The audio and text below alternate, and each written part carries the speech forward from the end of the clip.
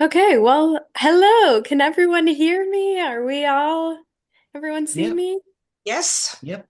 Well, thank you so much for having me here today. I'm so excited to talk to you all and just have some really interesting, hopefully fun conversations. So, before I jump in and start telling you all the details about who I am and what the heck I do, I just want to quickly go over what we're going to be talking about, what I'm going to be talking to you guys about today. So, first, what is somatics? What the heck is it? What does it have to do with creativity? And I think a lot of people, if you have any idea of what somatics is, you think that this is about like emotions and feelings. And I want to introduce it to you from a scientific lens of what is going on in your body and what that has to do with your creative process, how it's showing up and impacting you as a creative person and your creative work.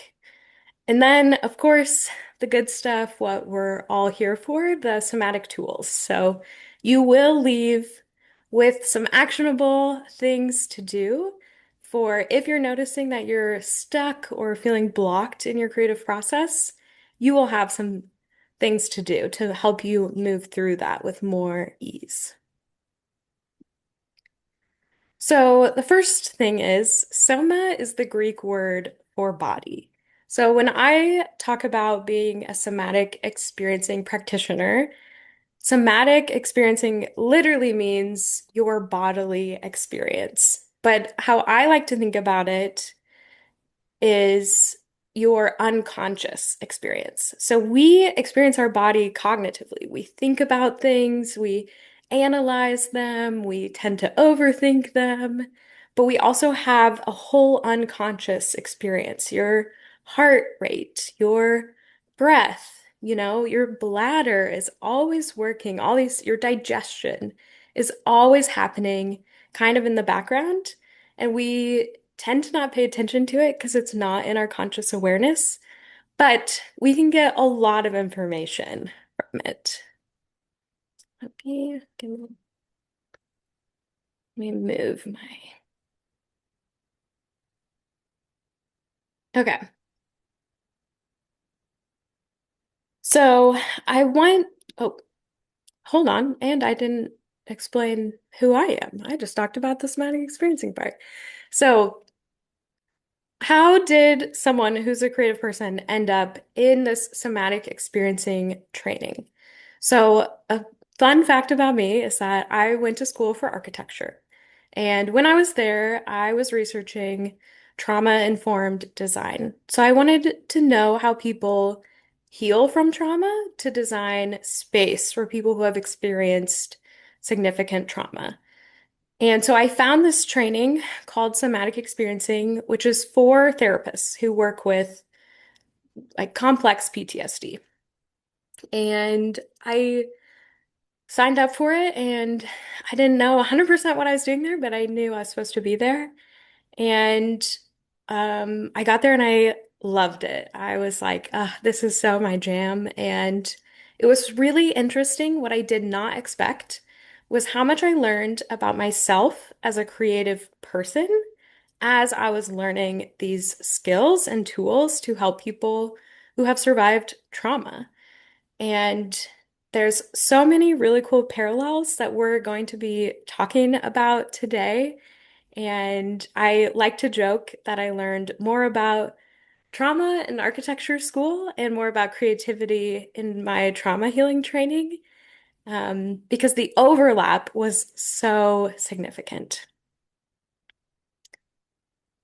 But before we start diving in to science, first of all, I want to say that there will be time for questions at the end, but if you have a question, feel free to pop it in the chat or just shout it out at me. Um, I'm looking at a lot of notes, so hopefully someone's going to tell me if there's stuff in the chat, right, Barb? You said that? Okay.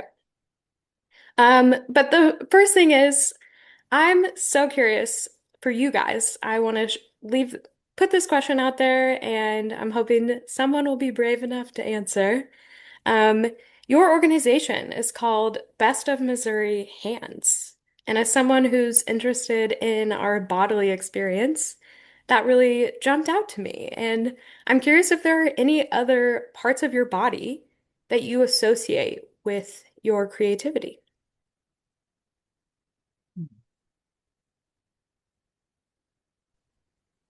My eyes, Your eyes, yes. Yeah, what else? My brain. Your brain, yes. Those are those are good ones. I guess some of the other senses too, Like what? like smell, Hmm. like hearing. Yeah. Well, and as a glass artist, this like sense of touch and like the heat, you're really working with that. Or Yes. for sculptors, like all the senses can be involved. Anybody else? Patty has put into the chat head, heart, and hands. And Nina Heart. just added memory. And for me, it's really just a gut feeling. Yes. Heart, heart, hands, and gut. That is amazing. I love that. Thank you guys. So, I mentioned before that the healing process, or I found when I was in this trauma training, that so many of these things were directly applicable to the creative work I was doing. And I think that is so interesting. And I have up here on the screen, and I just want to be sure. Can everyone see the slide that says creative process and healing process? Awesome. Okay. So what I realized is that, the healing process is an inherently creative process. So when you are someone who has survived trauma and you want to maybe feel like a sense of safety, that is something that is intangible. It does not exist for you yet. And you have to figure out how to make that tangible, how to make it a thing that exists in your life. And that is what the creative process is. So I listed my creative process as I'm a I listed this as my product design process, but this looks different for glass artists and painters and performance artists. We all have these steps of the process that, if you're working within the same medium, look pretty similar, but it's still completely individual to you. And we're going to be really looking at how our body impacts our creative process. And when I say body again, I mean this unconscious physiological experience that we're always having. So I wanted to start by asking you guys to list out, if you have paper or your laptop in front of you, or just think about what are the steps of your process? And if anyone wants to share, I'll take a minute to kind of write this down. But I would love if anyone wanted to share. There's such a diverse group of artists here.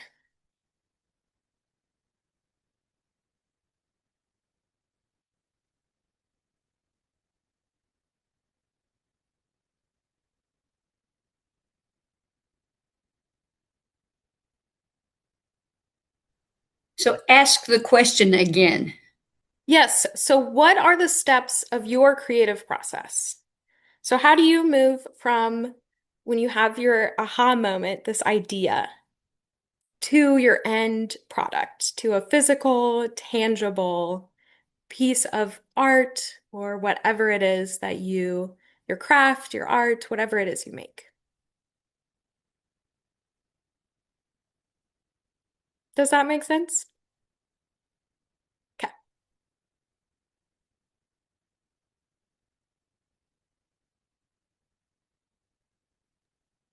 Hannah, as a photographer, it really is just I see something, I feel something, and I do it.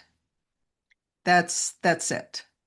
You And see, because I do perfect. abstract photography, I'm not trying to do like, Evan does beautiful, very sharp, emotional images. There's nothing sharp about anything that I do, but they're still emotional. And so to me, it's just purely intuition and what appeals to me in the moment. Amazing. You see something, you feel something, and you shoot it. Is that what you said? Yeah, I'll see something and I just see something that isn't there because I don't often go for realism. I won't say never, but I don't often go for realism. It's mostly just, I suppose, color, whatever, Yes. So color, those are the light. steps for you. Do you do any editing or do you print them off? Well, you always edit depending on how you're shooting because in my camera, I shoot what is called raw. And so Mhm. everything is very dull when it comes out of the camera. So there's always editing involved. And yes, I do print. I print most of my photos. So for you, then it would be see something, feel something, take a picture of it, edit the picture, and then either print the picture or share the picture with the world. Does that feel like, does that resonate with you as what your process is? Yeah, but it's so much more than that. Okay. Well, there is so much room for nuance here.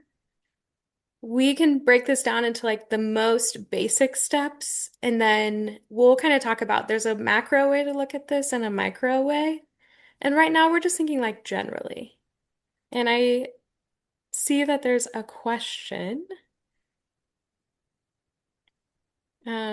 Well, first, Barbara, does that help you feel like we're thinking of this in a big picture way right now?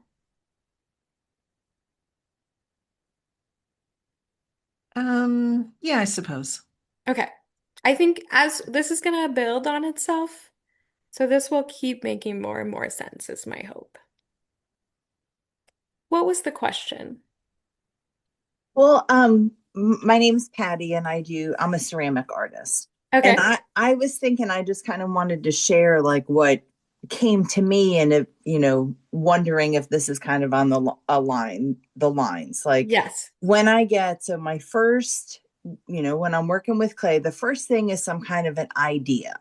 Like this Yes. past year, I came up with this idea that I wanted to be working with like seeds, the idea of like seeds, creating seeds in clay. And then kind of with the idea, then I also then find the inspiration. I go out, I take my hikes, I'm gathering different seed pods and things I find.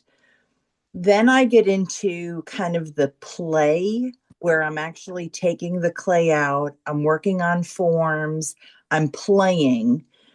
Then I get more specific into like techniques, like how can I create? Like I made these hollow seed pod rattles. So then it was like, Ooh, how that's can I actually execute creating these forms? And then it's kind of like fine tuning my process. yes, that is exactly right. Okay. And I'm realizing that I put these steps on the screen and didn't explain them, and that probably would have been helpful. But my steps are very similar to yours, Patty. So for me, I own a small product-based business called Clever Babes Co. And I make designs that I then like print as stickers or shirts. So for me, the first step is similar, like this inspiration. Like my stuff is all mental health inspired. So I have something comes to mind that I want to say, that like I want to put this out into the world.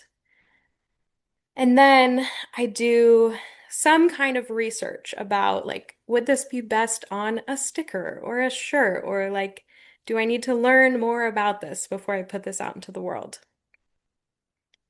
And then I move through ideation, which for me looks like, okay, I know what I want this to say, but playing around with what it will look like, kind of like you said. And then prototyping, like actually picking like how big does this need to be? Like, does this make sense to be a big design on the back of a shirt, or should it be smaller on the front? And testing all of these different ideas. How do they actually look printed and on a body in real life? And then for me, the last step is moving to manufacturing. Like, okay, I made one version of this, but now I need 30 of these shirts or of these tote bags. And I think this kind of speaks to the nuance of this. Like, the manufacturing process is kind of its whole own process, but that's like what the next step is for me. Is this landing? Is this kind of coming together now? Yeah. Is anyone still lost? No, I think it's starting to come together. I was lost there for a bit, Okay. but but Patty, my process seems to be a lot like Patty's in that the idea always comes first. I get an inspiration somewhere, but then I have to figure out how I'm going to make that happen. So I do a lot of research and I work from reference photos with the kind of work that I do. So I will Mhm. explore places that have the kinds of photos for the thing that I want to create, and then I find something that hits me. And when I see the picture that hits me, then that will propel me to my next step. But if I don't find the picture that hits me, then that idea goes on a back burner and goes somewhere else. And I now am looking for another idea. But if I Yeah. do get the picture that I want, then I have to start thinking about choosing my materials, what colors am I going to use, all of that kind of stuff, and then get into the production phase. And then for me, there's a lot of firing and refining and firing and refining before I end up with my finished product. Yes, exactly. And I'm so curious, you said when you find the right picture, it hits you. Yes. What does that feel like in your, like, what's your bodily experience when it hits you? How do you know? It feels like a heart connection, to be honest. I mean, it Mm, just, and that's where it hits me. It's like, that's the one. That's the picture that gives me whatever that emotion is that I am trying to create in that piece that I hope that a viewer will see. amazing. Yes. That is, so those are the steps of your process. Yes. Amazing. Okay, so what we're going to be talking about today is all based on something called polyvagal theory. And if you are someone who loves science, I highly encourage you to look this up. And there are some really amazing books that go way more in depth than we are going to go in today. But polyvagal theory explains um, really, for the purpose of this presentation, how your body and your unconscious physiological experience impacts the creative process. So, your body, when we think of the body as kind of the animal body of like our brain really wants us to survive. This is what polyvagal theory says. And so, in doing so, there is an unconscious element in your brain, your amygdala, that is always sensing, am I in danger? Is my life in threat? Or am I safe? And as it is processing all the information, fun fact, you are only consciously aware of 1% of the information your brain is unconsciously processing all the time. So, as it is taking in all of this sensory information, it is responding with either activation or deactivation. And it is responding all of the processes in your body, your digestion, your heart rate, your breathing are then impacted by if your body is experiencing activation, which I want you to think of activation like a gas pedal. It's ramping you up, it's waking you up in the morning, getting you up and going. or with deactivation, which is helpful to think of as your body's break. It's slowing you down. That's how we can calm down enough to fall asleep. And I just want to give a few more examples because activation and deactivation are both, I would call them neutral, right? Like if you have a car, you need both a gas and a brake. You're not going to get very far if you're missing one or the other. We really need both. So, thinking of activation, it's like that energy that you use to exercise, or that feeling you get when you're at a concert and you're singing with, 1,000 other people, or just that like energy of being at a party and being around out in the world connected to other people. So, again, activation can be a good thing. And at its like extreme, it can start to feel like anxiety. And if you're familiar at all with the fight, flight, freeze response, activation can, at its most extreme, feel like fight and flight. But there's a lot of activation we can feel that's really healthy and part of our everyday life. Deactivation, it feels more like a settling. Some examples, and for me, I will say all these examples are how my body experiences these things. Every single body is different. So for me, reading, cuddling my dog, and then gentle movements, maybe like stretching, kind of put my body into this physiological experience of deactivation. And I just want to list a few more examples that I have on the screen here. And I want to ask you guys, does this kind of make sense? Is there anything coming to mind where you're like, oh, like this is activation? Like, for me, giving a presentation today, activating to my system. Not a bad thing, it's an exciting thing. I also found this bird, it's an app. It's a bird watching app called Merlin, and it like listens to your microphone through your microphone and it tells you all the birds that you're hearing.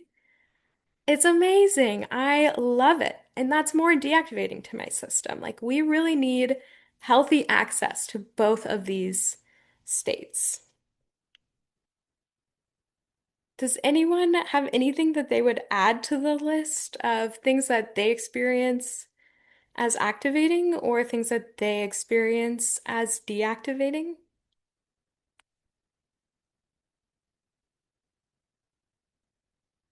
I just find it interesting that some of the things you have on your activation list are deactivating for me. Yes, being a human is so full of nuance.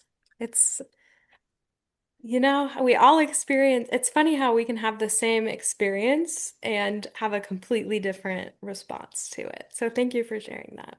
Hmm. What I can do specifically? the same thing, but with two different parts where it's one or the other. Like, I watch a lot of YouTube videos, and if I watch talk show hosts talking about politics and the state of the world, that's very activating. Yes, But I can also watch videos of people on trains, or sometimes I turn on cat cat TV for my cat to watch, where I amazing. see squirrels and birds, and that's it's. Or I can watch comedy things that, but sometimes even comedy can be one or the other, depending on whether it's political comedy or just other comedy. Yes, there is so much nuance. I'm so glad you named that. I'm curious for you, Barb, what did I have listed as one that you experience as the other? Putting on music, Mm, that's very deactivating for me. And it probably is because of the kind of music that I listen to. yes. But for sure, yeah. Mm, yes. And this is why it's so great to talk to artists because you guys really understand nuance. There's nuance in all of your work. And um, so as I wanted to put this wave up here to kind of show again that we need both. We need to be able to access and experience both activation and deactivation. So, as a somatic experiencing practitioner, the first thing we are trained to do is look for activation and deactivation happening and seeing where our clients might be getting stuck.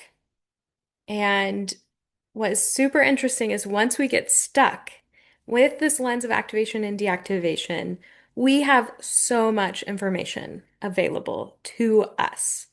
And I found that so fascinating because in my creative work, I got stuck pretty frequently. Like I was so familiar with this feeling of getting stuck.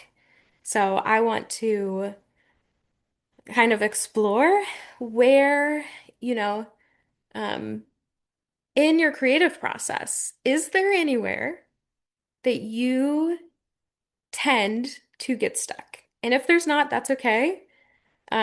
For me, there are definitely places where there are patterns of me getting stuck. And on any given day, I might get stuck somewhere else. And we're going to talk about kind of both of those. But if there's anywhere you know you generally tend to get stuck in your process, I just want you to kind of make a note of that. If you want to circle it or put a star by it.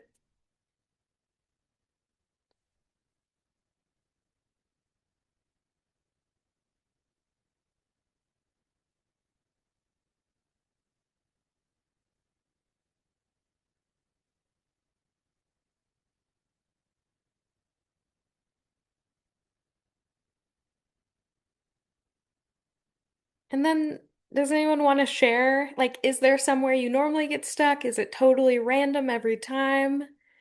What's coming up for you when I ask this question?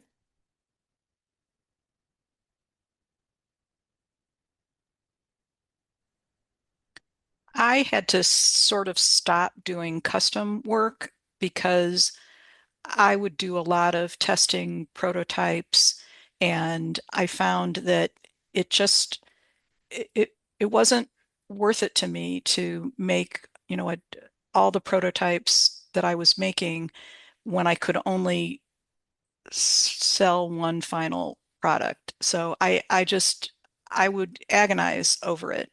And so I found that I really just need to do it for me and not for other people. Beautifully said. We will, there's an acronym I give you for the somatic tools. It's called opt-in, and the N stands for identify needs. And you just did that beautifully. So thank you. Um, Anyone else?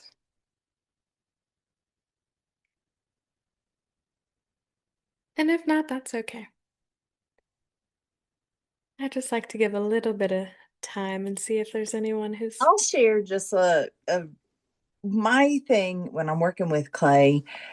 It comes down to the technique, because as long as I have been working with clay, I try to push it to extremes that it may not want to go to. So, like, one Mm, of my challenges is wanting to start creating larger with hollow forms. And there is this dance you need to do where the clay is drying, but it still needs to be workable because of the carving and things I do. So, that's definitely, I mean, I definitely get stuck at that point where it causes me to not want to go further because I get frustrated. yeah, So I'll be building something and I try and put it together and like it'll fall over because I'm not reading the clay, and I'm learning. I mean, it's all part of a learning process, of course. yeah. Um, but just really trying to find, like, when I get in that technique aspect, like what are other ways of, utilizing like a heat gun to help dry things, or using different armatures to hold up forms. So that, for me, like, the inspiration is there, the ideas are there, but when it actually comes to getting my hands in clay and creating what I'm envisioning, that's definitely where my challenge is. Yeah, that makes so much sense to me. Thank you for sharing. Okay, so I think maybe you started to pick up on this, but you might have noticed that different parts of your process feel activating or deactivating to you. Your body is responding to the stress of your process, just like it responds to any other stress you experience. So I like to say, in somatic experiencing, like we think of it as this healing work, but we have a somatic experience of everything we do, including and especially creativity. And so I think these like waves that I showed, we can look at them in this macro big picture sense. Like as we move through our creative process, each process might be activating or deactivating, but also within each step, we're experiencing these waves as well. So I'm curious for you, you wrote down your steps. If you can if you have a sense of which steps tend to be more activating to your body and which steps tend to feel deactivating to your body. And just put a little plus or minus by each step. And if you have any questions, shout them out.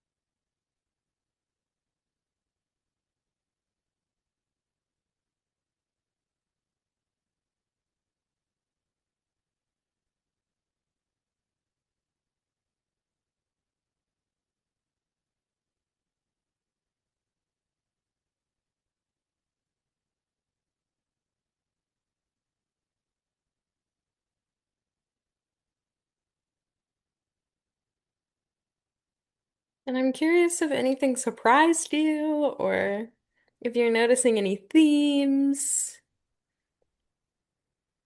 Well, I don't know if I'm getting this, but all of my process seems to be activating except for the firing, because I can't Oh, do anything when I'm firing as far as my process is concerned. I So think that's okay. is that okay? I mean, that kind of Yeah. confuses me that everything seems activating. Well, I think, some things, if everything's activating, some things are still going to be more activating than others. Yeah. So you're still going to have that movement happening. It'll just kind of be more within. This is kind of what I'm talking about. There's like the big picture, but then there's the little, like within the activation, there we can still experience if something's less activating, we can still experience that similarly to how we experience deactivation. And maybe you're just moving through more activation and less activation throughout your process. Okay. But there's definitely not one right answer. And this might be something that the more you think about it and move through your process, it might change. You might notice something you haven't noticed before. But whatever you have for right now, I'd trust that will work. Okay. So, Did anyone how else do notice? Oh, go ahead, Peggy. I agree with Barb. I'm also a glass worker, and I see activation throughout all of these. I would be interested in how you feel that, for instance, the prototype area is a deactivation for you. How do you see Yes. that? Amazing question. So for me, researching and prototype both, there are things that I have to like sit down and like put my head down and like really think about something. Like the problem identification, I think a lot of us kind of touched on this. It's like this idea comes to me and but these like the prototyping where I'm like, okay, now I need to change this one small thing. And then, okay, I did that, but now this small thing needs changed. For me, I'm like really focused in on what I'm doing. And I experience that as like I'm sitting down, I'm pretty still, and I am just totally zoomed in on this one thing. But also my system in general, and we're going to talk about this in a second, is a more deactivated system. I have narcolepsy. So I like my body just experiences things probably differently than people who don't have narcolepsy. Um, but yeah, things for me where I'm like still and it's more of like an output feel more deactivating and things that it feels kind of like an input where I'm like getting inspired and having these aha moments feel activating to me. Did Yeah. anyone? I think I was thinking of this sort of wrong, where for me, when I was thinking of activating versus deactivating, until I started like what gets you started, what stops you, right? Is that Mhm. what we're doing here? Okay, so I have a lot of trouble getting started with the first step. Yes. Um, and I think for me, also glass, it's like we're all glass people here, but the first choice for me is like a theme. Is it going to be, a holiday or a particular pattern, something like that? And there are so many possible choices. It's like unlimited, infinite. Mhm. The choices are infinite. Therefore, just the very first step for me is where the brakes are on, Yeah. which is bad. Well, it feels bad, and we're gonna get to how you can use how we can help you move through that. Like that's a lot of information about where you are. Like to me, it sounds like so you said it feels deactivating to you? Yes, because there are too many choices. Yeah, so it's like almost so activating that it's like you just kind of are like, ugh, it's too much. Where do I begin? Yes.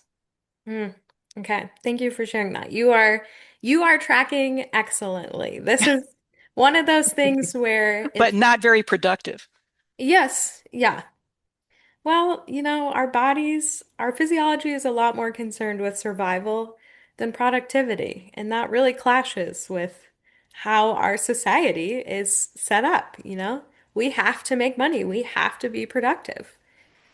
And I'm sure you've noticed that when you're fighting that, things actually move a lot slower. And it's really frustrating. Does anyone else experience like deactivation in their process or start with it or they notice that more? I wonder if there's something about glass blowers. Like glass has that like strong fiery energy.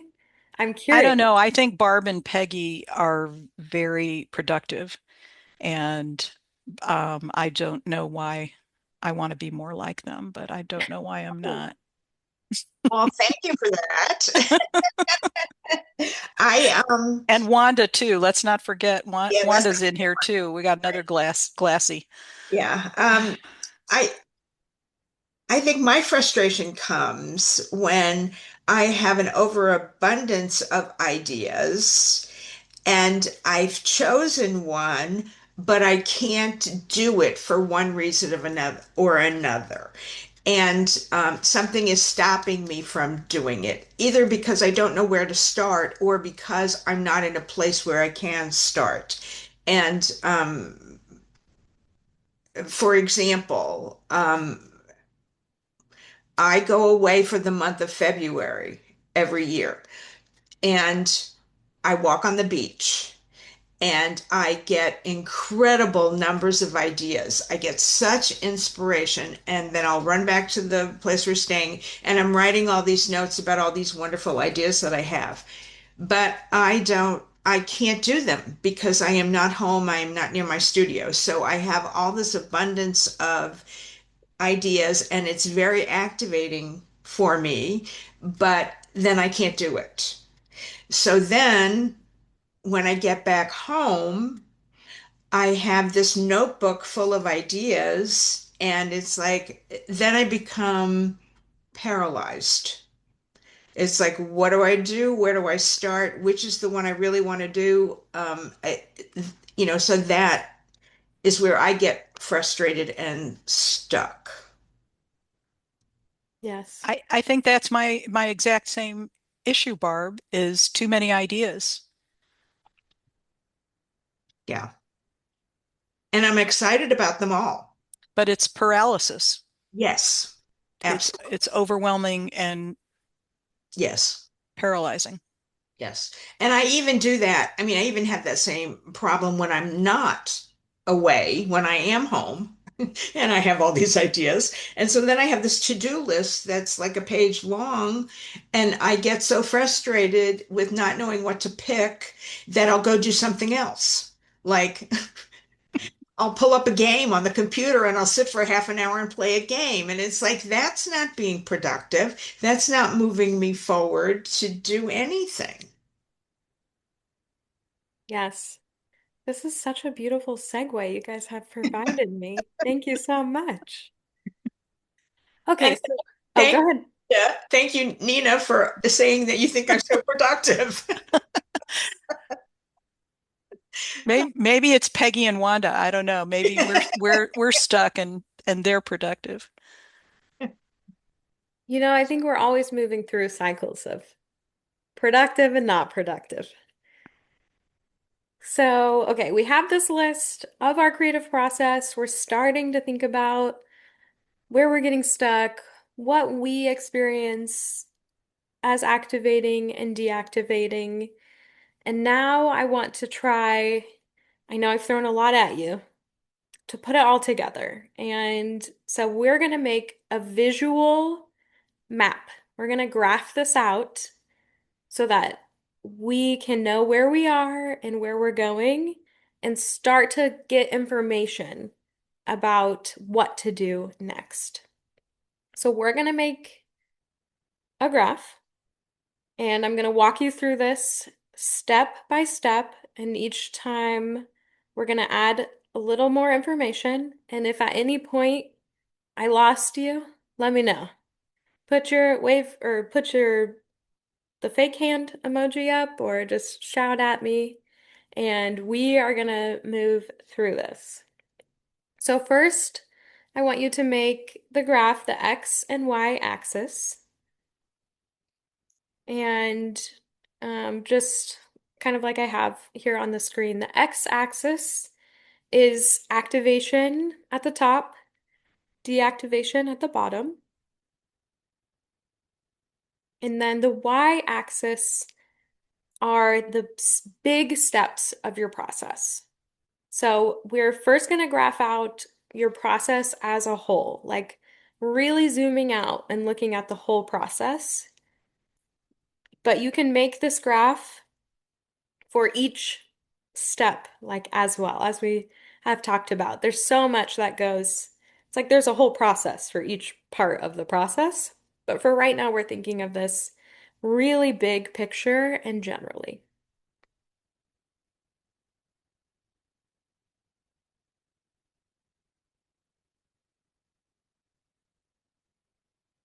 Mm. Once you have this down, I want you to graph out kind of, again, generally, how activating or how deactivating each step is.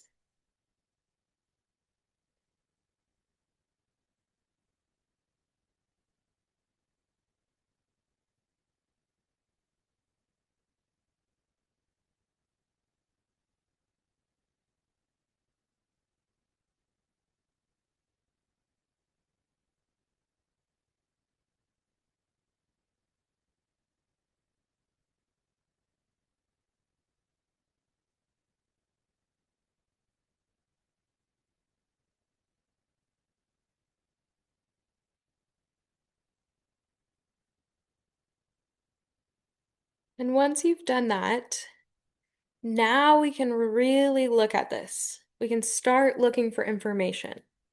So, what was really interesting for me was that the places where I tend to get stuck are the places where I'm making the biggest jumps. And again, this might be like for you, Barb, it might be the same thing, but all on the activation side.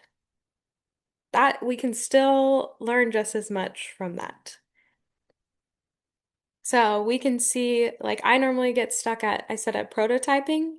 And so my jump from 3, which is one of my highest points, goes all the way down to my very lowest point at number 4. So to me, that makes sense that when I try to move from ideation, which feels so exciting and energizing to my body, that when I try to just immediately go to the next step, that feels like very slow, heads down, like thinking things through, really chewing on these puzzle pieces and how they fit together, that's where I get stuck because my body needs to shift. It needs to slow down. And if I have my foot fully on the gas because I'm way up in ideation and I don't take my foot off and I just slam on the brake, that's not going to work. We have to slow down before like we have to take our foot off the gas to do the brake. That did not come out of my mouth very eloquently, but hopefully you understand what I'm trying to say. So I'm really curious what you are noticing when you're looking at your graph. What are you noticing? Are you confused about anything? Is there anything where you're like, oh, I think this might be wrong? Is it totally different from mine?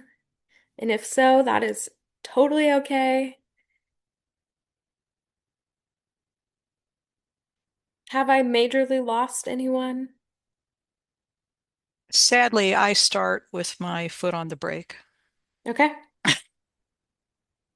So now I'm wondering if I should change the order of how I do things because I could, and maybe I should start with something that I like to do. I I would love for you to explore that, hear how it goes. I think that's an amazing idea. And starting with your foot on the brake, like you don't want to go from parked to 100 miles an hour. Oh, that's what I do though. Like in this driving analogy, we want to get started. I am an accident waiting to happen. Yeah. So I love that idea. And also, if you know that that's kind of where you are to start, this is all about, as we're going through this, thinking about activation and deactivation, this is really about creating the conditions to access each step of your process. So maybe for you to start, you need to slow things down and like put on some, smooth jazz and kind of meet yourself where you start in your creative process, which we are going to keep talking about for the rest of this presentation is um, moving through that, and how do we set ourselves up to be in the right state for our creative process? Anyone else notice anything kind of weird, or you're like, yes, that makes sense?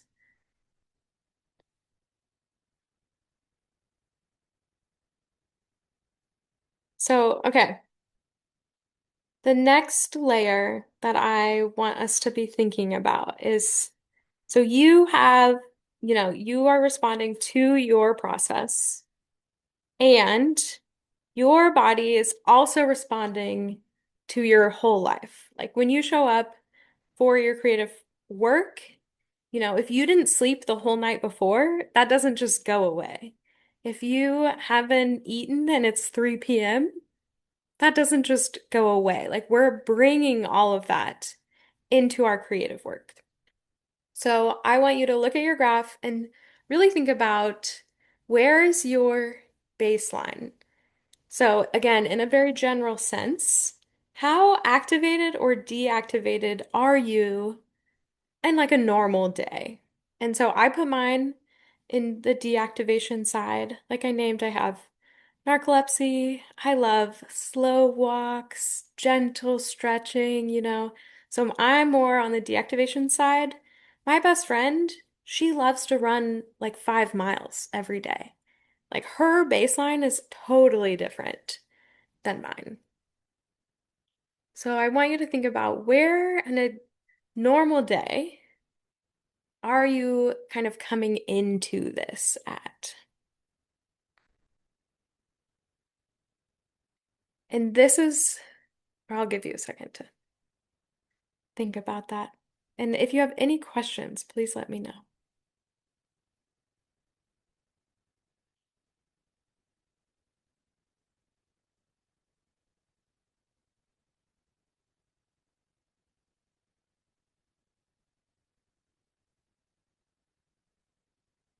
Okay, so this is really important, because if your baseline, or if you're coming at this from like a more heightened state, or a more activated or more deactivated state, this is all about perspective. So if your baseline, like if your day, like maybe you just lost someone in your family and you're really in a season of grief, your baseline is going to be lower.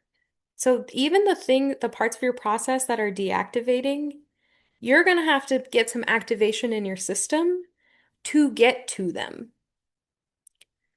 So, and same for the other way. If your system is more activated, even the parts of your process that are activating, you might need to do some deactivating activities to create the conditions to access that.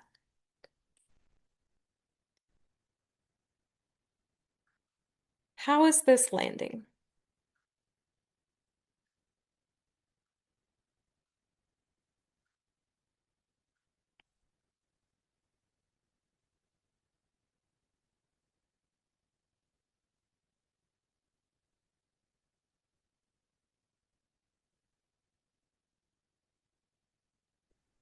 I think I understand what you're saying, but I still think I'm trying to figure out whether I start out activated or deactivated when I get up in the morning.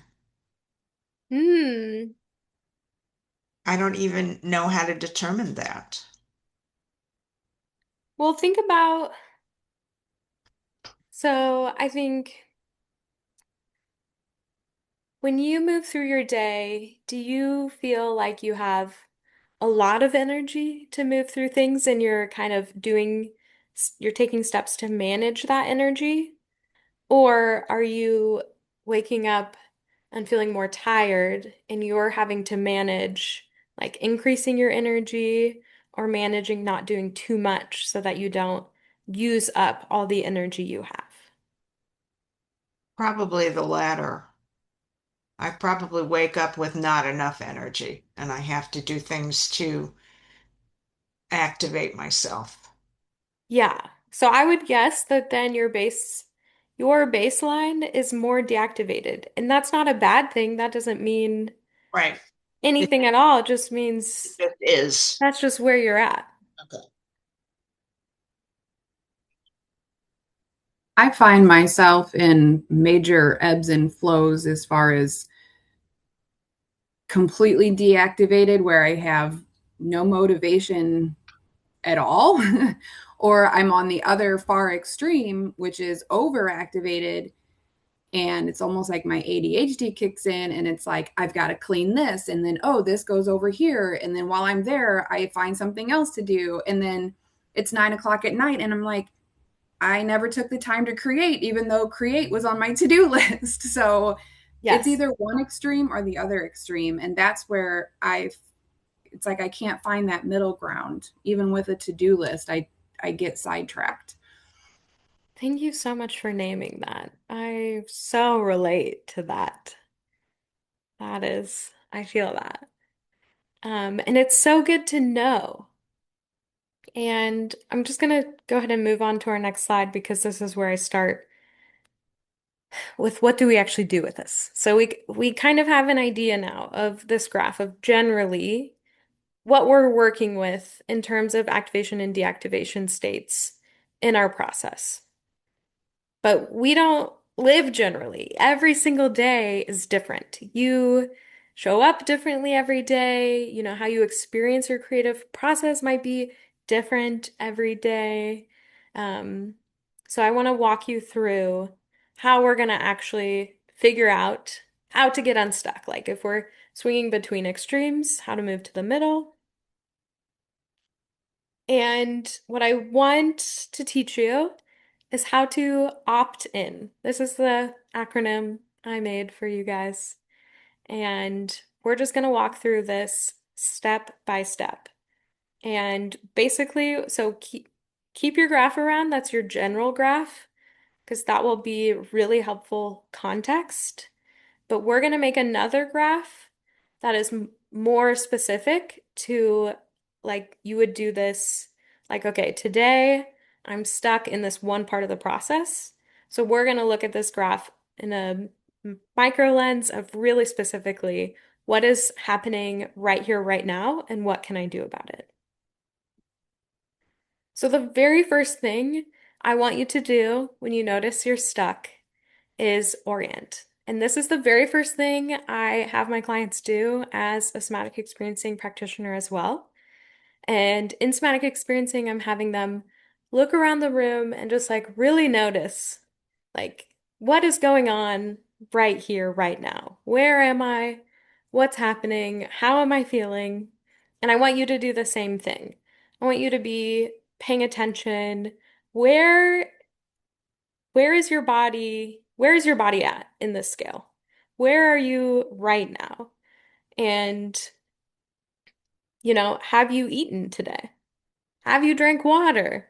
Have you exercised? Like, does your body need to move?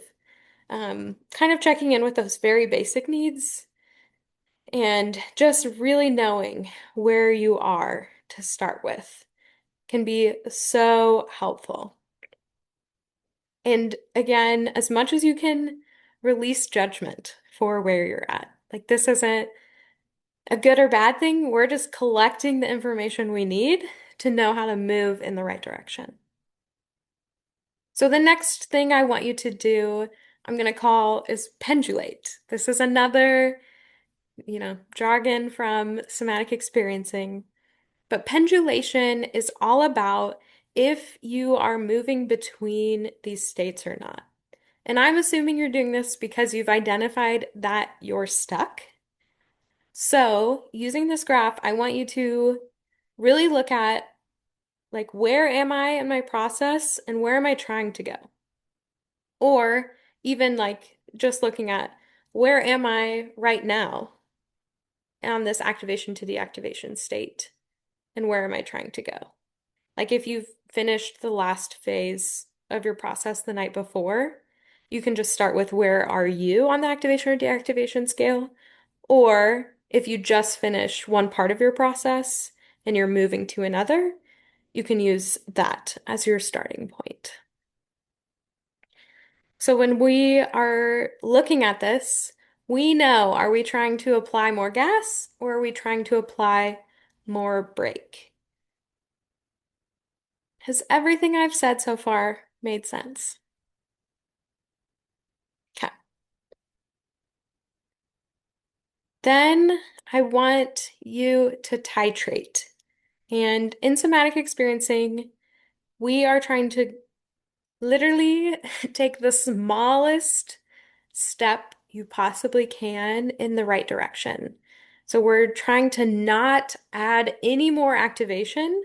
And when we try to go, or more deactivation, when we try to go too far too fast, it kind of just amplifies everything, like all, it either amplifies the activation or it amplifies the deactivation. Our body's like, whoa, that's not how this works.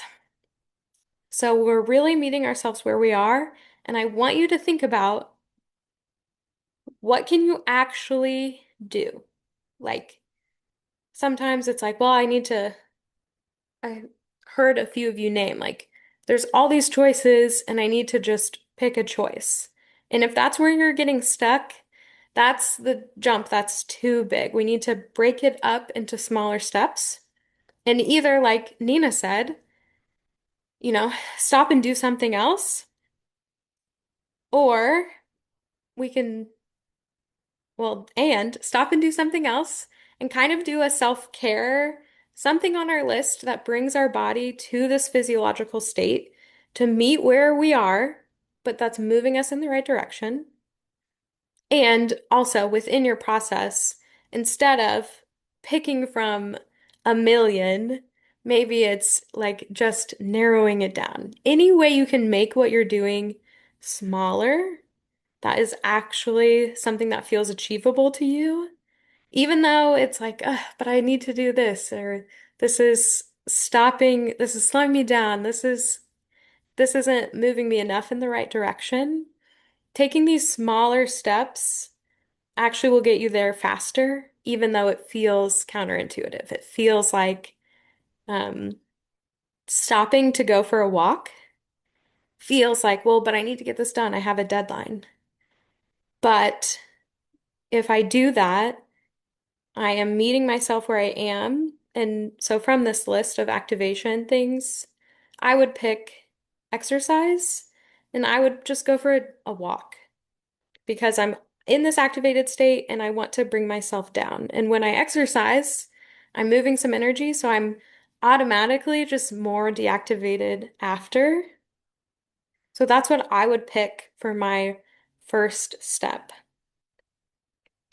And then I would look again where I'm at. So I've made it, I'm closer to my next step, but I'm not all the way there yet. I still can't make the jump, even though I went for a 10-minute walk, whatever.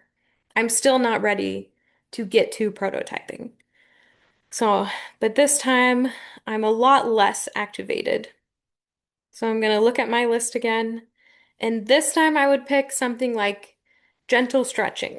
It's still more activating because I'm moving, but it's a lot slower pace.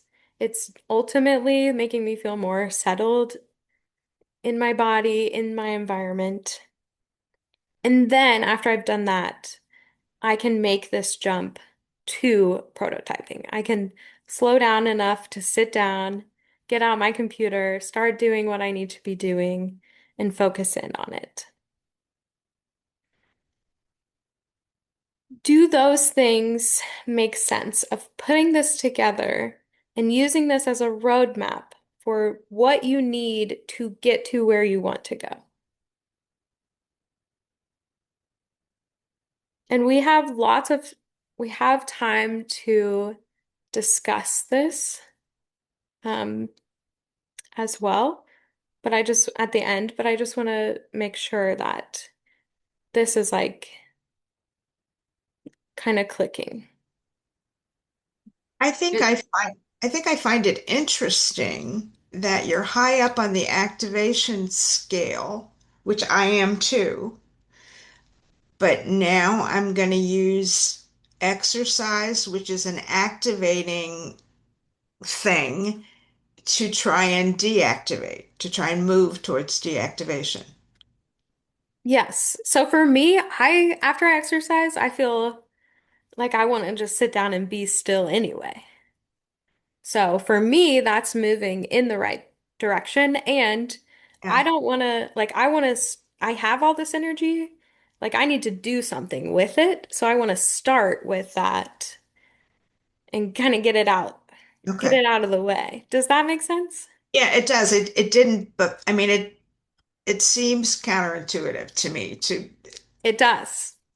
to because if I'm wanting to go down, but if I think about it, like you're saying, I'm using up some of that energy so that I don't have that much energy anymore. It's like, Yes. okay. Yeah, in my experience, fighting my body doesn't work very well for me. It's not a very efficient way. I found if there's all this energy, either like Nina said, jump to a different part of the process that needs that energy, or do something with it and move it so that I can settle into what's next. How is this feeling for you, Adrian? These like smaller steps. It's definitely helpful because I can hyper focus, even if that means going into my art space and saying, okay, so I want to create this. And then I look and I'm like, oh, my work area is a mess. And then I start cleaning that work area. And then as I put that stuff away, then I'm cleaning the next space and the next space and the next space. So to just be able to allow myself to just clean the space that I want to work in and set that aside. So I'm going from this high activation of let's clean the whole room Yeah. to let's clean one space. So I have a clear mind of just right where I need to be working. And then I can always go back to that later, after I've gotten some creative process out and now I'm kind of stuck in the creative process. Then maybe I can go back to cleaning another space and I might find something then that works in what I was working with instead of trying to Yes. put it all away all at once. Beautifully said. Yes. Okay. So the next part of opt-in is identifying any needs that you have that may not be met. So your nervous system, your body, if you have an unmet need, like for example, you haven't eaten, your body interprets that as stress. And so that is going to impact how you are moving through your process. So it can be really helpful to think about what needs you have and if you can meet them so that we're not having to fight this extra energy being added to our process. So I like to talk to my clients about think of your creativity like you're in a relationship with it. And when you're in a relationship, you have needs from that relationship that you expect it to meet. And you are allowed to have needs from your creativity as well. I know for if this is your job, you need your creativity to make money. Um, and for a lot of people, creativity is a sense of connection. So I gave the example of um, and I've heard both Barb and I think it was Nina who was talking about like when I'm doing this for custom clients and like I'm wanting this to feel like, oh, this is the good, juicy, creative process, and it's not feeling like that anymore because now I'm not doing it for myself, I'm doing it for someone else. And then you stopped doing that. That is a beautiful example of identifying your need and setting the boundary. And so, if you are wanting to be creative to foster a sense of connection in your life, and you notice that in this one project you're working on, you keep getting stuck and you think, well, I keep feeling disconnected. Like for whatever reason, if it's a collaboration and the people you're working with, it's just not working, really honoring your needs and setting boundaries where you need to is going to reduce the stress load that we're bringing into our creative process. And similarly, um, you might have like your creative process might be interrupting the needs you have of your life as a person. Maybe you're a parent and it's really important to you to have time with your family. But anytime you're stuck in this creative flow, you skip family dinner. Your body might be like, hey, this creative thing is actually blocking me from having my needs met. So again, it might feel counterintuitive to stop and eat dinner with your family when you're in a really good flow place. But ultimately, doing that and respecting your needs will help the flow move through of your process. And then, just in general, do you have enough support in your life?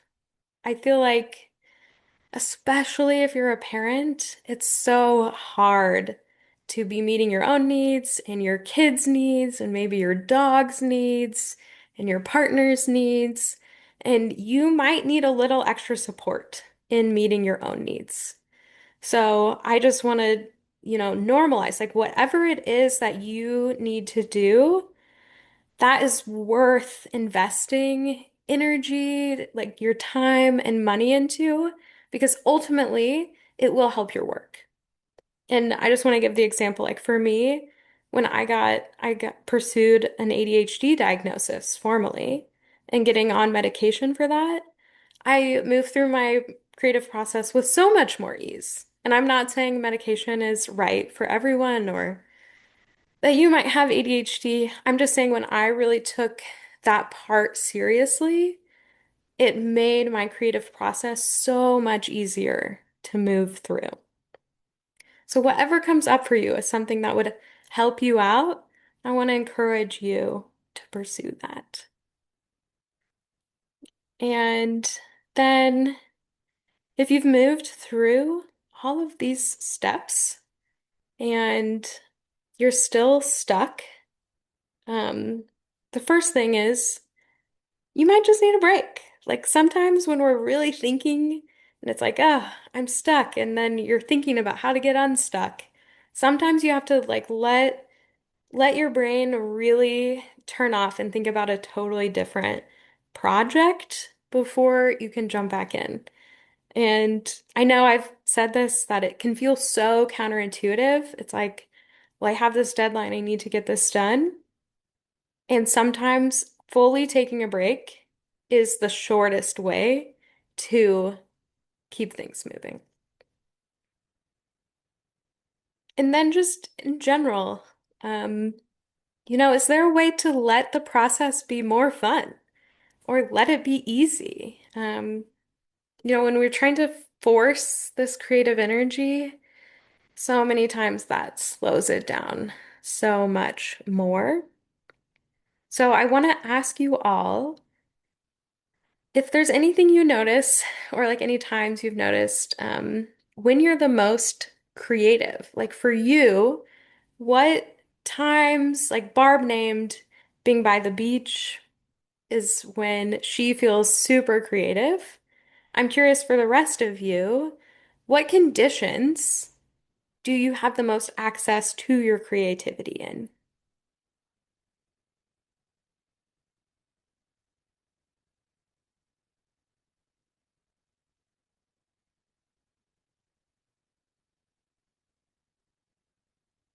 Anybody else feel creative at the beach? Because I sure do. Okay, I'm sticking something in here. I'm most creative when there's pressure and I have to get it done. Or early Yeah. morning. Yeah. Or early morning. Early mornings, I'm a morning person. So I get up and I think, ooh, I have some time here. Hmm. But the biggest productivity comes when it's got to be done because there's a deadline. That is such a good thing to know.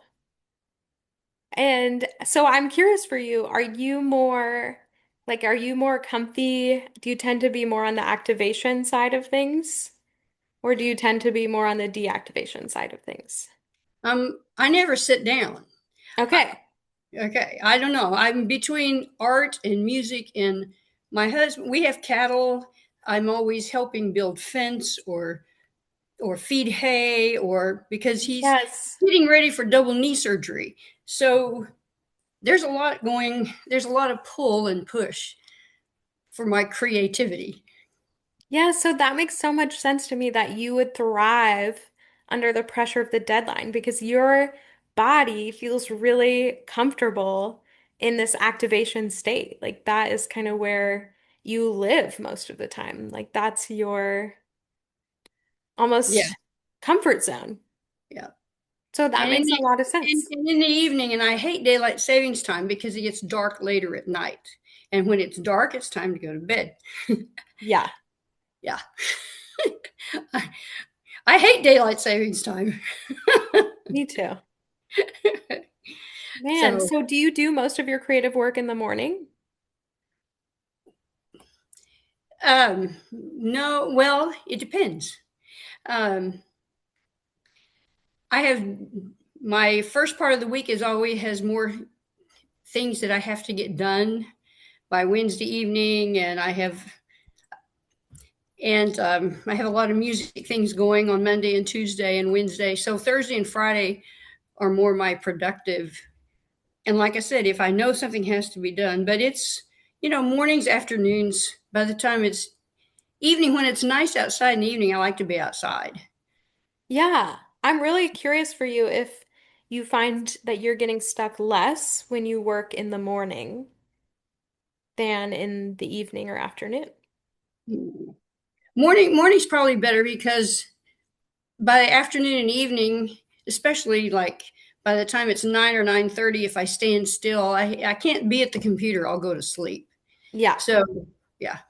Yeah. So as much as you can, schedule, make sure you are scheduling time to be creative in the morning and not fighting that. Like if that's when it's easy, let it be easy.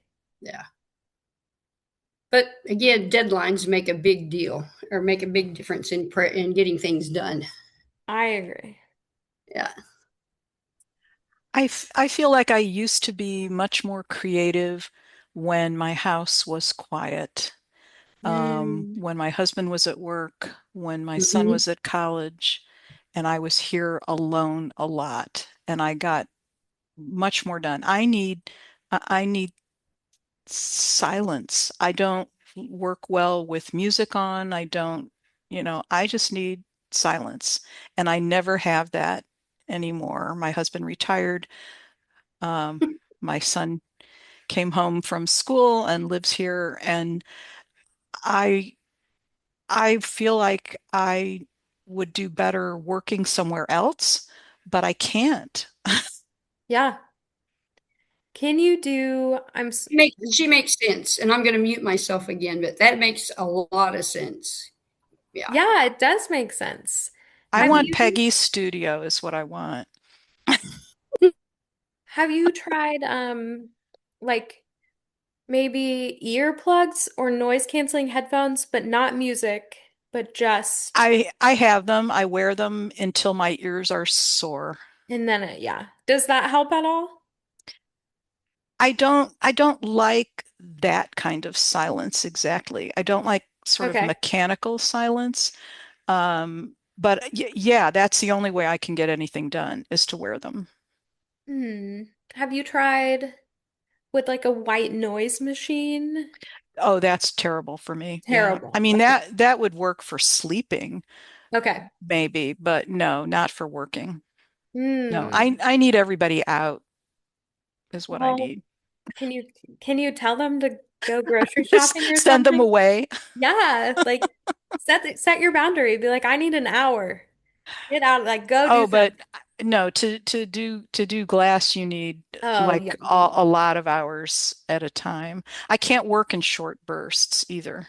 Hmm. Um, so I don't know. I've really been stuck lately, and um, Is your I, glass studio in your house? yes. Wow. Well, I'm curious for the group. Does the group have any? Can we Anybody crowdsource? want to adopt a husband and an Yeah. adult son? But has anyone Wait, else had the nobody, same nobody. problem? What's it? I'm sorry, what? I'm curious, has anyone else like had the same problem? And maybe not, and I don't know who's like, comfortable sharing, but I'm just trying to think. Yeah, I don't know. Can they go? I don't know where you live. I'm like, can they go play a game of golf or something where they would be gone for several hours as well? Or is it like hearing them, or do they come and ask you questions that interrupts you? It's mostly hearing one of them, and then the other one just is sort of in my space, Hmm. and it just Well, I don't know if this would be helpful, but I did just hear someone say that they found these on Amazon foam things that you put in your like air ducts so that the hmm. noise transmission isn't, it muffles it. It's not completely gone because you still have to have air flowing, but there are things that like the therapists that I work with that they do because when you're in an office with other people, it's also really distracting when you're hearing, like if you can hear what the client next door is saying, that's interrupting your session. So I'm curious if there's any other like soundproofing. Like I know there's also felt things you can put on the wall.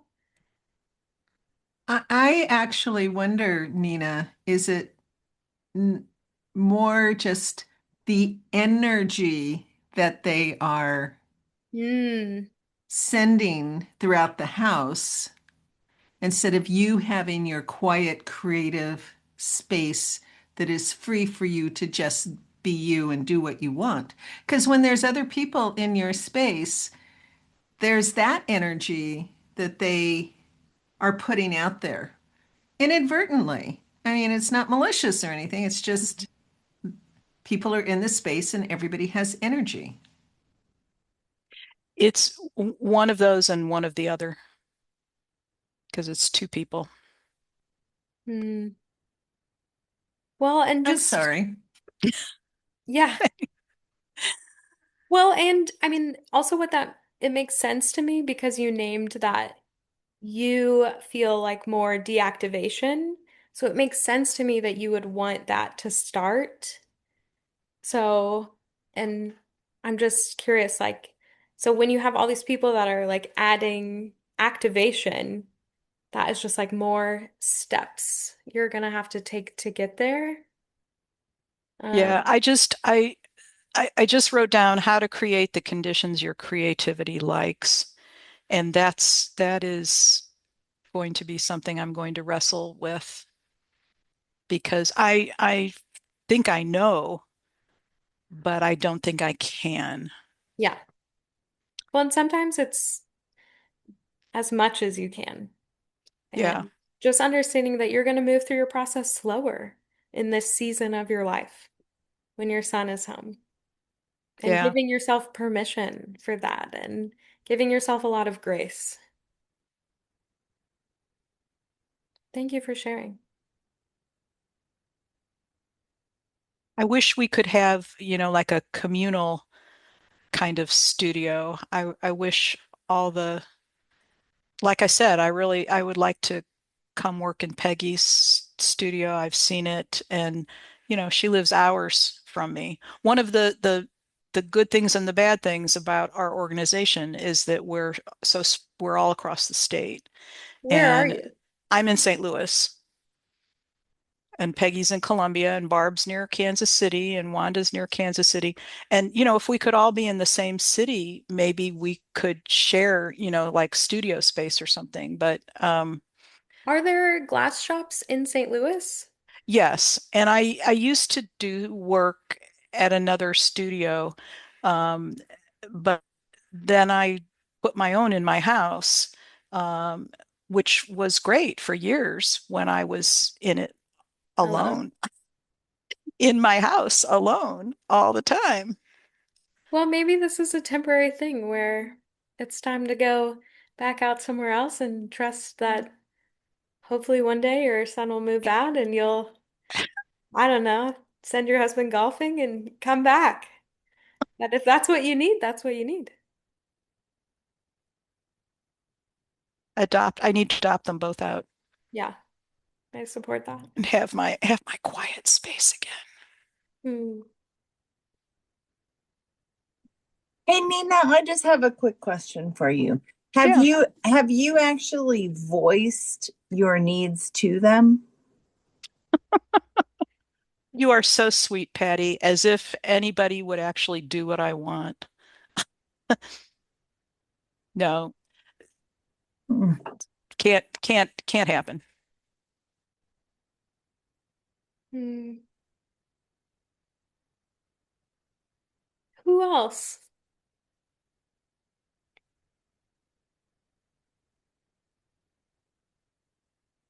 Hmm.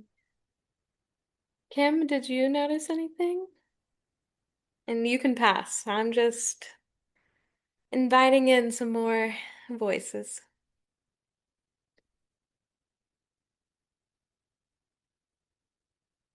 I'm lucky I live by myself on a farm, so my only distraction are my dogs, and I don't mind that at all. Yeah, amazing.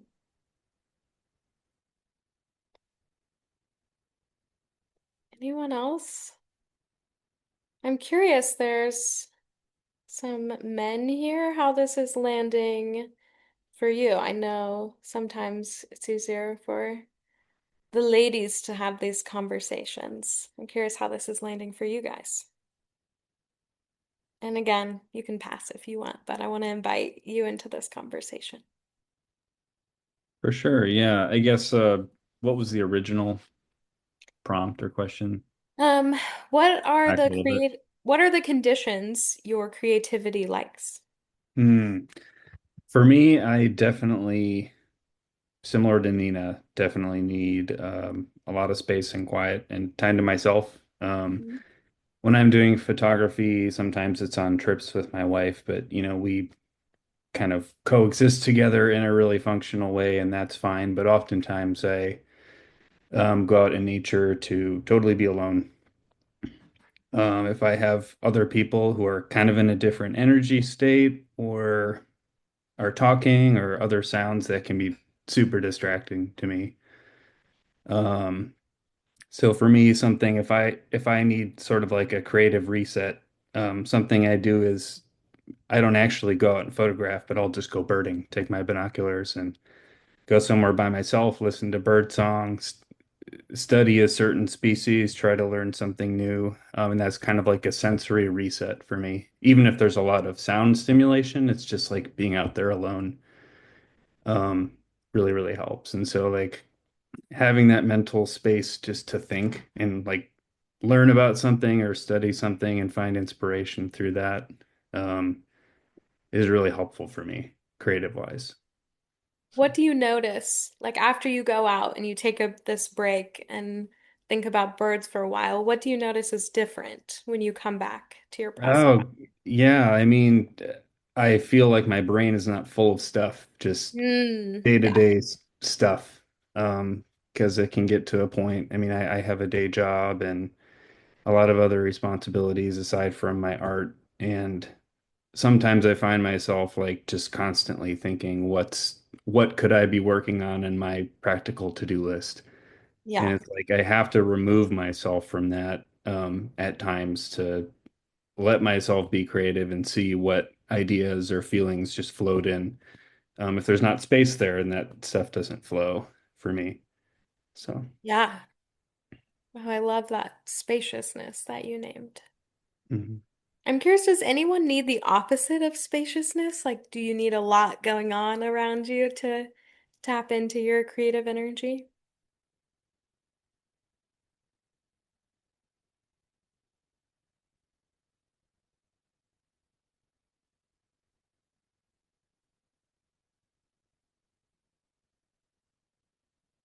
makes me think of my grandpa. He has a shop and he has, like everything is out. Like nothing ever gets put away.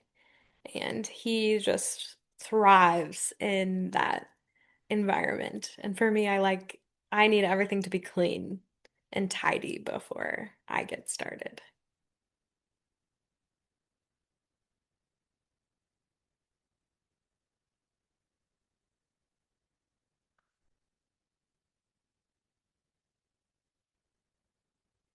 Let's see, does anyone else want to anything at all that's like, well, this is where I'm getting stuck that was not addressed today?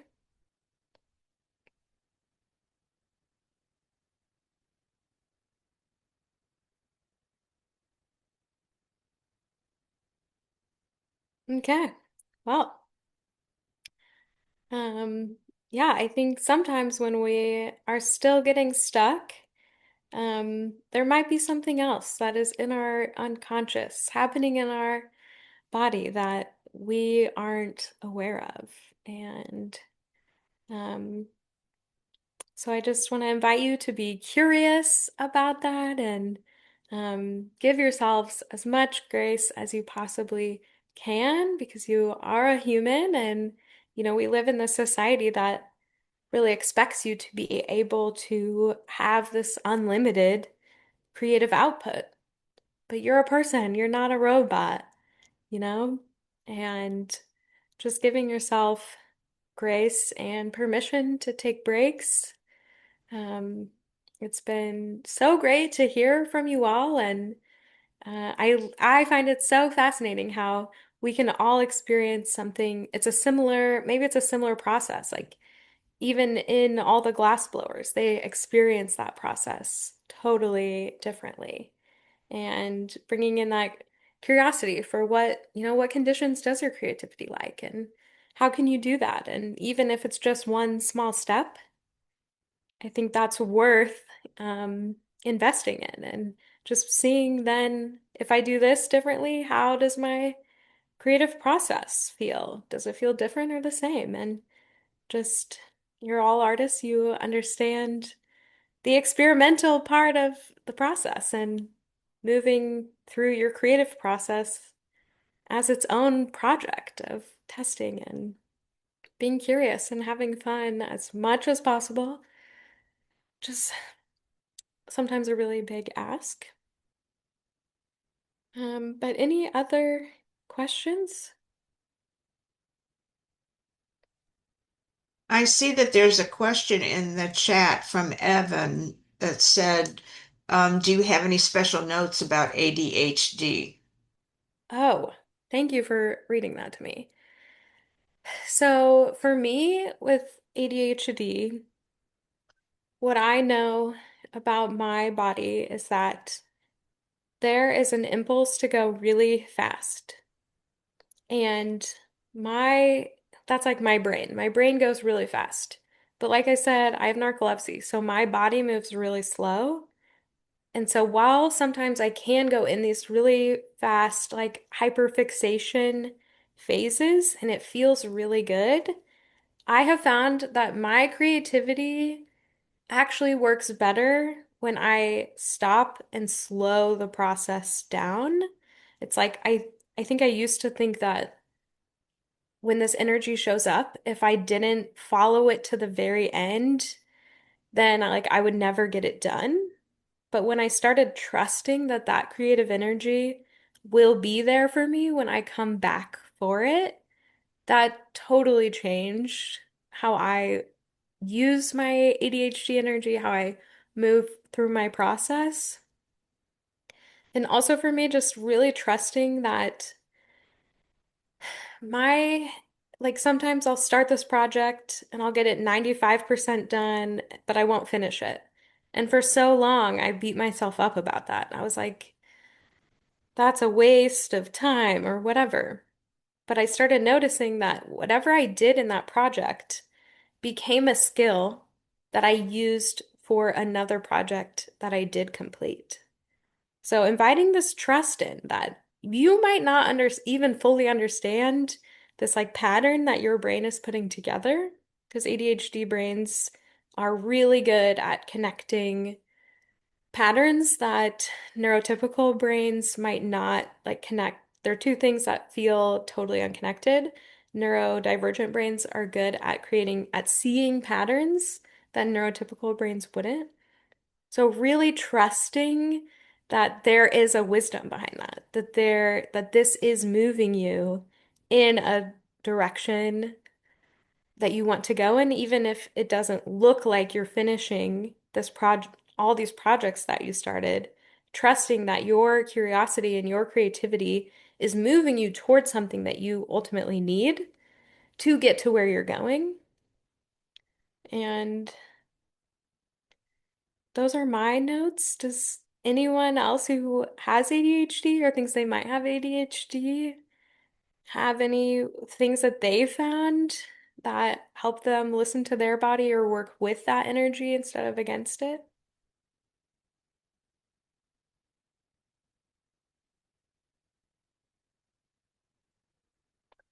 Yeah. I'm definitely still trying to figure that out for myself. Um, but kind of like you said, like being able to, for me, I have a lot of things working in parallel at different Yeah. kind of stages of the process. And so we don't always have that luxury, but I can kind of move to a process that's like, you know what, I don't feel like I have as much of a barrier to go work on editing these images from this trip versus I'm going to go in a planning phase for a different project. It's just a very different energy. Um, so yeah, that definitely resonates with me, like being able to work different things at different stages of the process, but still feeling like it collectively is moving forward. But sometimes it's hard to just say, I need to do this specific thing and get it started and see it through to completion within this timeline. That is Yes. something that's really hard for me sometimes.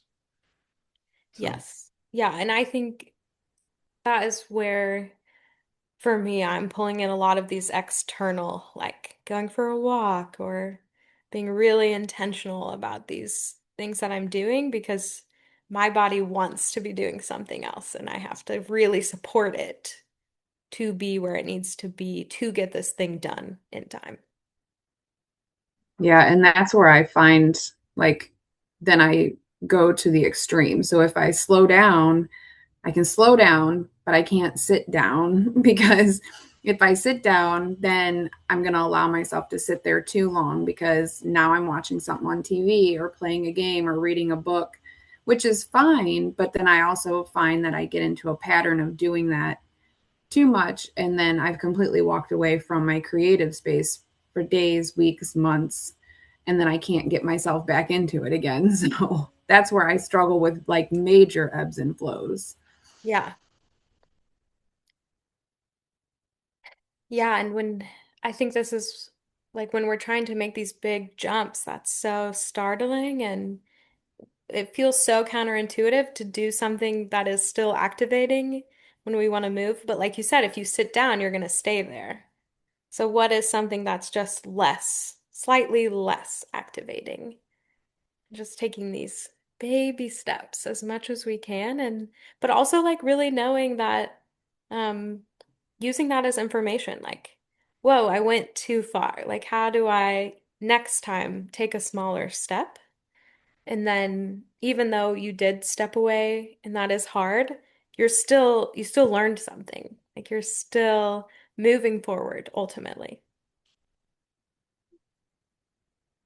Something that's helped me this year, because I guess I get easily distracted too. I take off, I start doing something and, you know, I need to run outside and do chores and I come back and I start something else, whatever.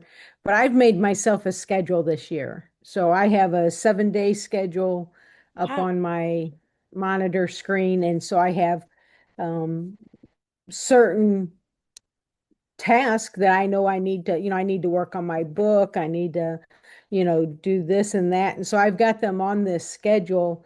And I can't say that I follow it 100%, but it has really helped me because it's like, no, today I need to focus on this. There's like I've got a day up here on for Best Missouri Hands that I know I need to create the banner. I need to add things into the newsletter, things like that. So it keeps me, it's been very helpful. I'm glad I've done that. And so I'm so curious, what do you think is the most helpful about it? Is it the visual that you look at it when you're at your computer every day, or is it the like you spend time thinking about it and like setting, like kind of priming your body, like here's what to expect, here's what's gonna happen? Like, what do you think has been the most supportive about that?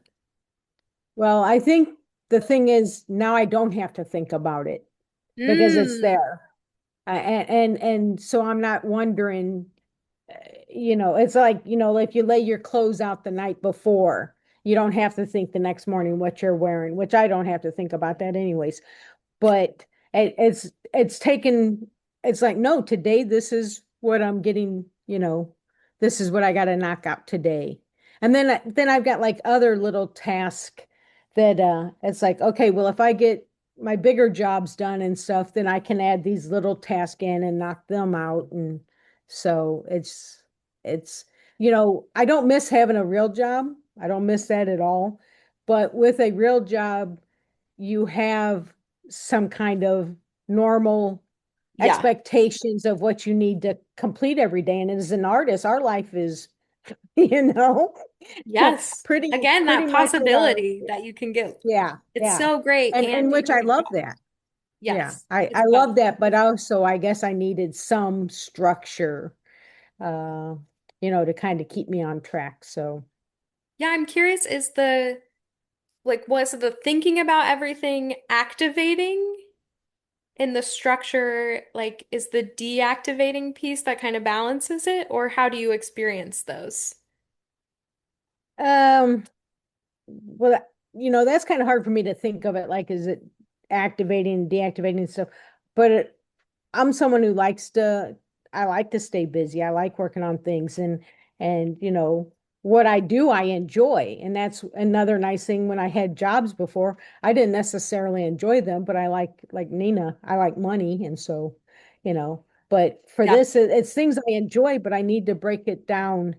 So, Hmm. and I don't want to, like with writing the book, I don't do that, you know, I'm kind of in a stuck period with that right now, but I couldn't just sit and do that, do that, do that. So I will break up things like I'll work on the cover or I'll work on images. So they're still to do with the book, but it gives my brain a little bit of a break, Yes. so I'm still being active and I feel good about getting things done, but I'm just um I break it up some. Amazing. Titration, take the smallest step. Mhm. Yeah. Thank you for sharing. Okay, I see one more question in the list. It says if your body isn't working the way it used to, what kind of resources are available to help adapt to a new reality? Hmm. So this is what I love about the graph and kind of being like, here's where I am right now. So as, seasons of life change, as we age, all these things, there's so much change. And I think for me, you just need to come in with even more support. We need to plan more time for adding in activation where we need it or coming in with the deactivation where we need it. Thinking about your life outside of your creativity, if your needs are met there or how you can get those met a little more, just a little more support. And just knowing that you might move through your process slower and you might need some support to process that because there might be grief with that of like, well, I used to be able to do it like this and that felt so good. And my body is different now. So my creative process is different now. You might need support for that. And you might just need a slower pace or more support within your process or in your life. And I know I've said this, but just trying to be as compassionate to yourself as possible. You're a human. It makes sense that your needs are changing. It makes sense that you're going to move through the process differently. And sometimes when we add this, like when we judge ourselves for how we feel, we're adding more activation. And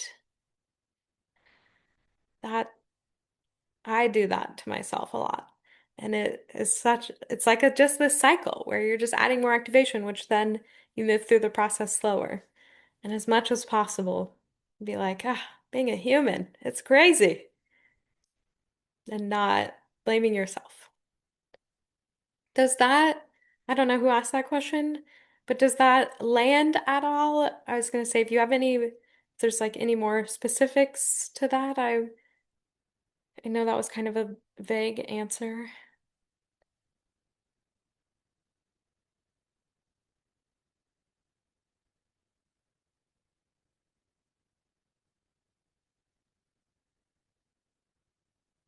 Okay. Okay.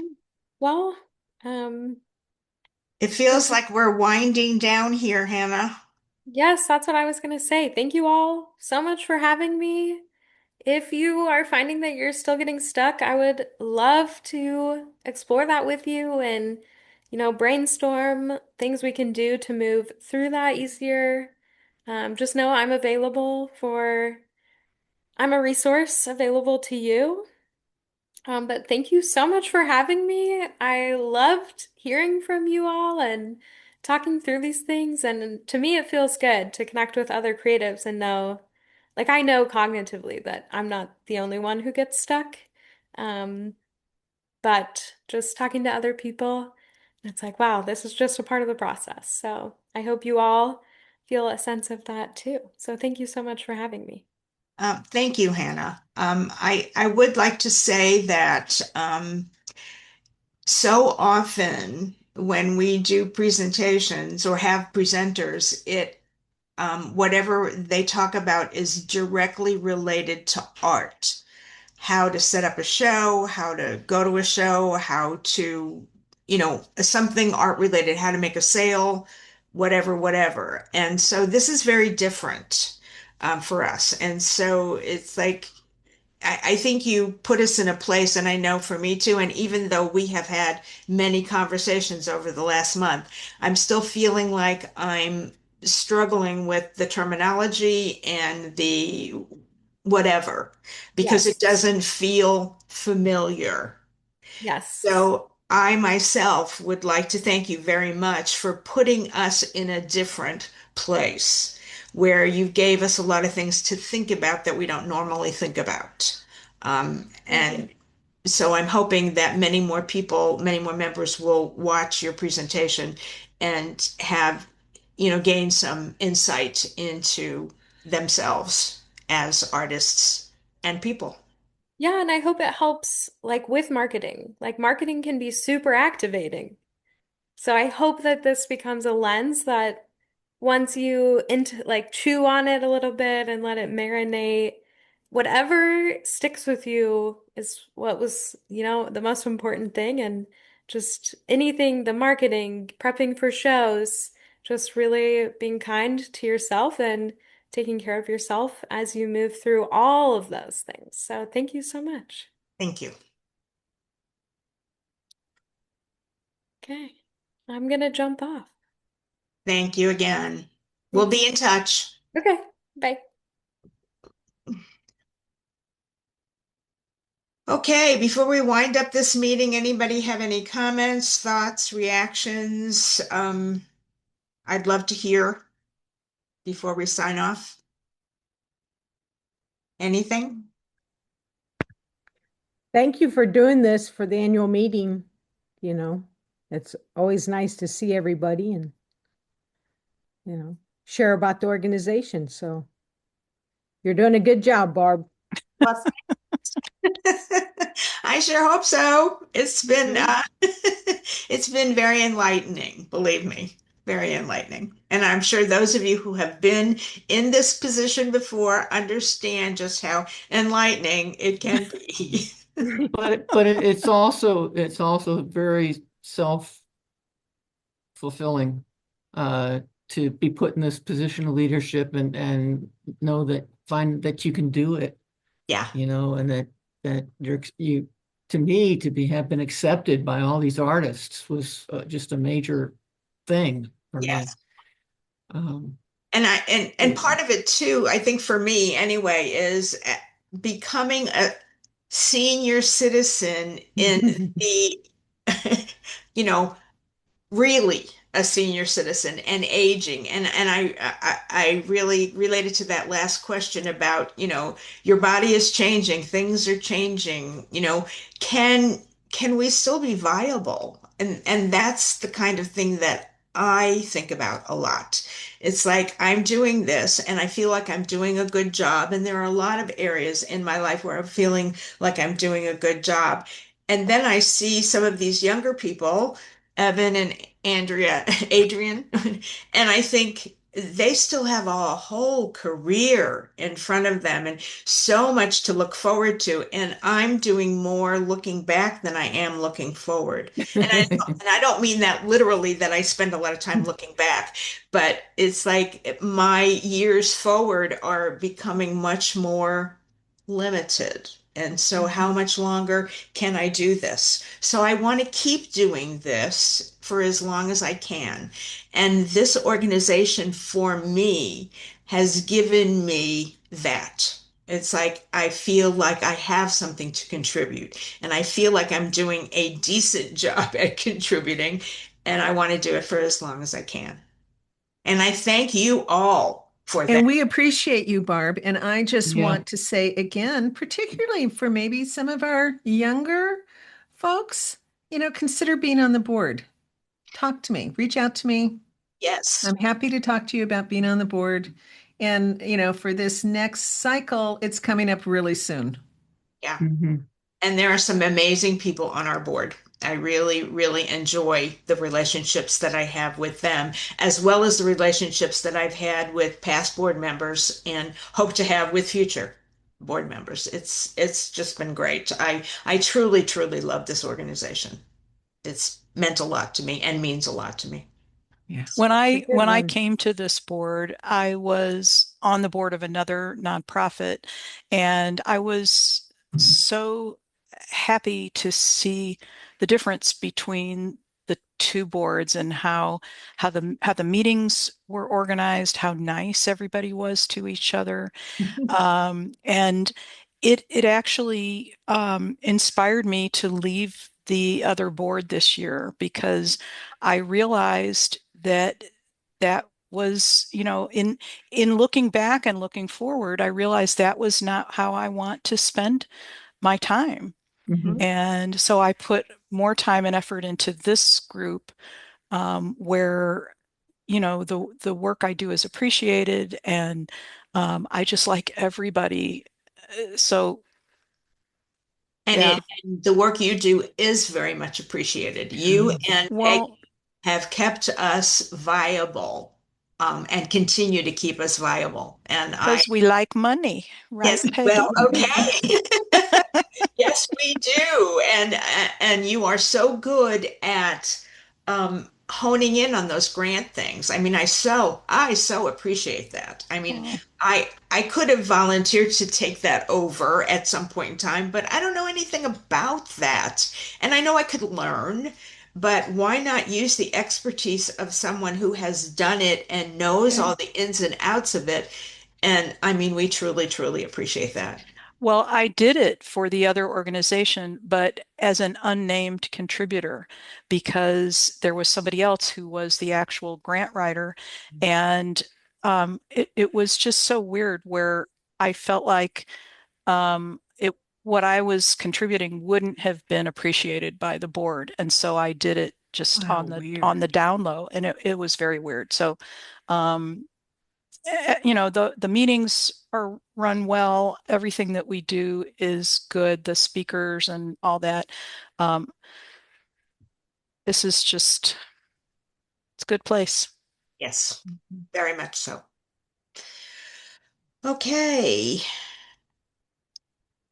Oh, there's more stuff going in the chat. Am I missing that? Discussion about getting art down to Springfield. Oh, okay. And I just wanted to add that I've been collecting art here for the past several shows. People will drop it off here, Mhm. and then someone who is driving down to the show will pick it up from me and take it to the show and return it back to me for people to collect again. I'm happy to do that again, for the Springfield show. Just as things develop, that will come out. If Right. we find somebody who offers to pick it up for me and take Yeah. it down, Hmm. we'll, I we'll work actually plan something on out. driving to Springfield because I have some other things to do down there. So I can certainly be the That's courier. kind of awkward though for you to come up from Jeff. We'll figure A something little out. bit, but it's not that far. If nobody else in Columbia is going to be driving down, but I am driving down. Okay, it's good to know. Yeah. Anything else before we wrap up? Okay. Well, thank you all so much. I certainly, certainly do appreciate your support and your membership. And all of you have a wonderful rest of your day, especially after all the horrendous weather we had last night. Mm. It was It crazy. wasn't that bad. I think we missed it. Yeah, we missed the worst of it. Yeah, we had a tornado touchdown in Belton, which is not very far west of us. And I saw the pictures this morning. It was a duplex